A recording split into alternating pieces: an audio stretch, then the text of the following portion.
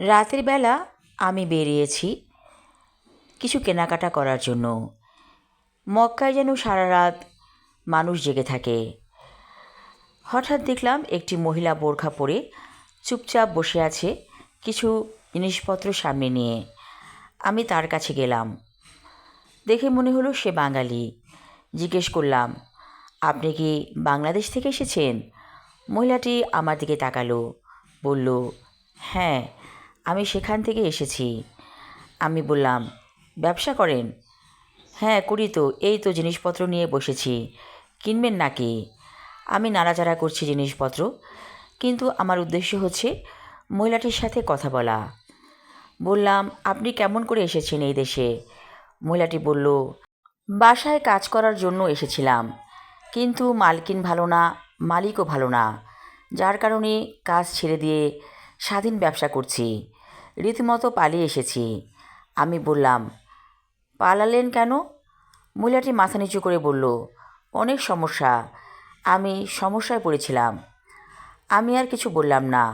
তার কাছ থেকে কিছু একটা কিনতে হবে, কিন্তু কথা বলতে তো ভালো লাগছে। আমি বললাম, চা খাবেন? মহিলাটি অবাক চোখে আমার দিকে তাকালো, বলল, কে আমাকে চা খাওয়াবে?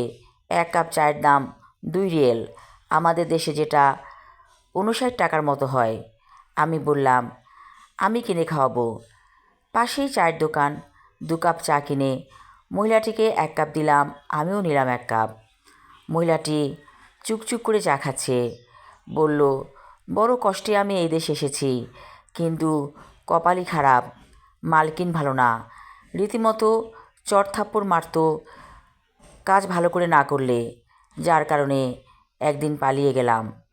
আমি বললাম, এখন এই ব্যবসা কেমন চলছে? মহিলাটি বলল, ভালোই চলতেছে, খারাপ না, আমি ভালো আছি। আমি তাকিয়ে আছি মহিলাটির দিকে।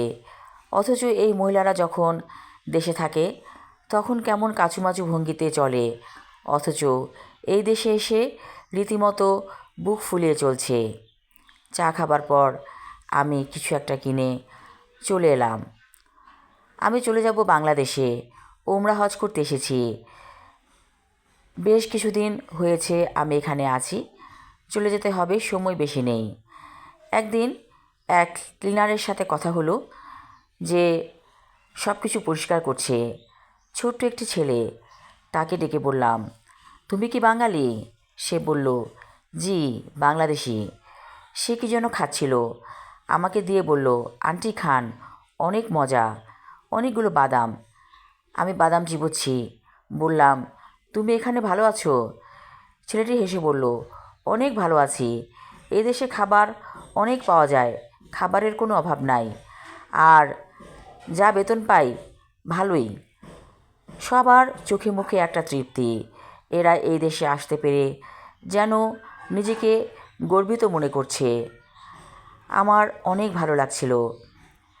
চলে যেতে হবে, সময় বেশি নেই, কিন্তু এখানে এসে মন যেতে চাইছে না, মনে হচ্ছে যেন এই দেশেই থেকে যায়। সেদিন গিয়েছিলাম মা হালিমার বাড়ি, অনেক পাহাড় ঘেরা সেই এলাকাটি, খুব ভালো লেগেছিল। মনে মনে ভাবলাম, আগের যুগে মানুষ কত কষ্ট করত, তাদের কষ্টের বিনিময়ে আজ আমরা কতই না ভালো আছি। এই যে পবিত্র মক্কা নগরী, মদিনা শহর, সব কিছু যেন চুম্বকের মতো আমাকে টানছে। মসজিদে নবমীতে নামাজ পড়ার সময় যখন শেষ হতো নামাজ, তখন মহিলারা খাবার বিতরণ করত। কত খাবার যে তারা দিতে জানে। আমি অবাক হয়ে ভাবি, এই দেশের মানুষের মন অনেক উদার। সারা পৃথিবীর মানুষ এখানে আসে হজ করতে, এবং নানা জাতের মানুষ দেখে সত্যি আমি অবাক হয়ে যাই। মনে হচ্ছে মনের দরজাটা যেন একটু একটু করে খুলছে। কাল আমি চলে আসব, সময় বেশি নেই।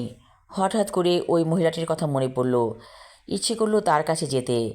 আমি গেলাম সেই মহিলাটির কাছে। মহিলাটি বলল, আমার নাম সালেহা, আমি আপনার জন্যই অপেক্ষা করতেছি, ভালো আছেন? আমি বললাম, হ্যাঁ, ভালো আছি, তুমি কি কিছু বলবে আমাকে? সালেহা বলল, আমার বাসা রায়ের বাজারের বস্তিতে, ওখানে আমার সন্তান আছে আমার শাশুড়ির সাথে। আমি একটা কিছু দিয়ে দিব, আমার সন্তানকে দিবেন, কিছু টাকা আর কিছু গিফট। আমি বললাম, এই টাকা যদি আমি নিয়ে যাই তুমি কিছু করতে পারবে? সালেহা আমার দিকে তাকিয়ে হেসে ফেলল, বলল, আপা, আমি মানুষ চিনি, মানুষ চিনতে আমার ভুল হয় না। আপনি ঠিকই আমার সন্তানের কাছে এই উপহার পৌঁছে দিবেন, সঙ্গে টাকাও। আমি বললাম, ঠিক আছে, ঠিকানা দাও, আমি পৌঁছে দিব। সালেহা ছোট্ট একটা কাগজে কিছু লিখে দিল, সঙ্গে ফোন নাম্বারও আর একটা ছোট পুটুলি। আমি নিয়ে চলে এলাম। ঢাকায় আসার পর বেশ ক্লান্ত আমি, ঘুম আর ঘুম, দু চোখে যেন রাজ্যের ঘুম। একদিন হঠাৎ মনে পড়ল সালেহার কথা। আরে, সালেহাকে তো আমার কথা রাখতে হবে, ওকে তো আমি কথা দিয়েছি উপহার পৌঁছে দিব শাশুড়ির কাছে আর সন্তানের কাছে। তারপর রেডি হয়ে শাশুড়িকে বললাম, মা, আমার একটা কাজ আছে, যেতে হবে। শাশুড়ি বলল, কোথায় যাচ্ছ? আমি সব কথা খুলে বললাম শাশুড়িকে। তিনি আমার মাথায় হাত দিয়ে বলল, এই আমার বৌমা, অত্যন্ত লক্ষ্মী মানুষ। ঠিক আছে, তুমি যাও, আমি চিন্তা করব না, সাবধানে যেও কিন্তু। আমি চলে এলাম রায়ের বাজারের বস্তিতে। খুঁজে খুঁজে বের করলাম সালেহার ঠিকানা। তারপর সেখানে যেয়ে দেখলাম ওখানে বসে আছে তার সন্তান আর ওর শাশুড়ি। আমাকে দেখে চমকে উঠে বলল, আপনি আমারে খুঁজতাছেন, কী কারণে? শাশুড়ির মাথায় এক মাথা সাদা চুল। আমি ছোট্ট চকিতে যেয়ে বসলাম, সব কথা খুলে বললাম। শাশুড়ি হাউমাউ করে কেঁদে বলল, আহারে, বউটা আমার ভাগ্যা গেল অন্য বেড়ার লগে। আমি বললাম, কি বলছেন এসব? আর কইেন না, সবাই তো ওই কথাই কয়, যে বাসায় কাজে গেছিল ওই বাসা থেকে পলাইছে বেড়া লইয়া। আমি বললাম, আপনারা ভুল ভাবছেন। সব কাহিনী খুলে বললাম শাশুড়িকে। শুনে শাশুড়ি হতভম্ব হয়ে গেল, বলল, আমি এতদিন ভুল বুঝে বসে রইছি। সালেহার সন্তান সোহেল বলল, আমার মা কই? মা আহে নাই? আমি বললাম, তোমার মা তোমার জন্য উপহার পাঠিয়েছে। সোহেলের চোখ চকচক করছে মায়ের উপহার দেখার জন্য। আমি দিলাম পুটুলিটা, সেখানে 1,00,000 টাকা আর কিছু গিফট। সালেহার শাশুড়ি হাউমাউ করে আবার কেঁদে ফেলল, বলল, আমার লক্ষ্মী বৌমা আমারে টাকা দিছে, কতদিন আমি না খাইয়াছিলাম, পোলাডারে ভালো মন্দ খাওয়াইতে পারি নাই। আমি বললাম, এই টাকাগুলো গুছিয়ে রাখেন আর সোহেলকে স্কুলে ভর্তি করে দেন। সালেহার শাশুড়ি বলল, আমি কেমনে স্কুলে ভর্তি করবো? আমি তো এসব কিছু বুঝি না। আমি বললাম, ঠিক আছে, ওর পড়াশোনার দায়িত্ব আমি নিলাম। আপনি নেবেন? তাইলে তো ভালোই হয়, তাইলে ওর স্কুলে ভর্তি করে দিন।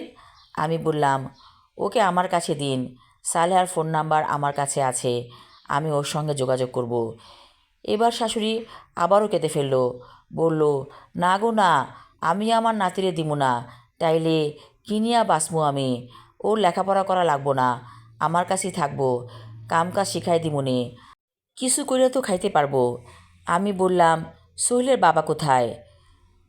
সালেহার শাশুড়ি বলল, ওর বাবা তো মইরা গেছে রোড অ্যাক্সিডেন্ট কইরা, এই কারণেই তো বউটা বিদেশ গেল কামাইপাতি করার জন্য। আমি বললাম, তাই নাকি? ঠিক আছে, সোহেল আপনার কাছে থাকুক, আমি মাঝে মাঝে এসে খোঁজ নিয়ে যাব। আমার সাথে সালেহার মেসেঞ্জারে কথা হয়।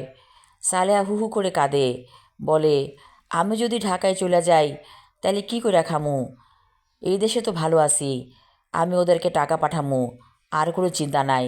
সোহেল আর একটু বড় হলে এই দেশে নিয়ে আসুম। ওর কথা শুনে আমার ভালোই লাগে।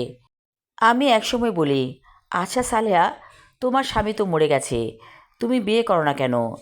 কিছুক্ষণ চুপ থেকে সালেহা বলে, আমার তো বিয়া হয়েছে, এই ঘরে আমার ছোট একটা বাচ্চাও আছে। আমি অবাক হয়ে যাই, সালেহা বিয়ে করেছে? তাহলে তো শাশুড়ির কথাই সত্যি। সালেহা বলল, এই ছাড়া আমার কোনো উপায় ছিল না, এই দেশে একা বাঁচতে পারি নাই, তাই সঙ্গে মানুষ নিছি। আমার স্বামী আমার নিরাপত্তা, একা এই শহরে কেমনে বাঁচুম? আমি চিন্তা করে দেখলাম সালেহা ঠিকই বলেছে, একজন সঙ্গী তো জীবনে লাগেই। সালেহা বলতে লাগলো, মায়া মানুষ হইছে আগুন হাওয়া, সেই আগুন হাওয়ারে ঠান্ডা করতে পুরুষ মানুষ শীতল বাতাস হয়ে আসে। আমি অবাক হয়ে বললাম, তুমি তো ভালোই কাব্য করে কথা বলো। সালেহা হেসে ফেলল ও প্রান্ত থেকে। এভাবেই মেসেঞ্জারে প্রায়ই আমার সাথে সালেহার কথা হয়। আমিও সোহেলের খোঁজ খবর রাখি। সোহেল কেমন আছে, কী করছে, সব জানাই। আমি আমার লেখা ছোট গল্প আগুন হাওয়া পড়লাম। আশা রাখছি সবার ভালো লাগবে। ধন্যবাদ।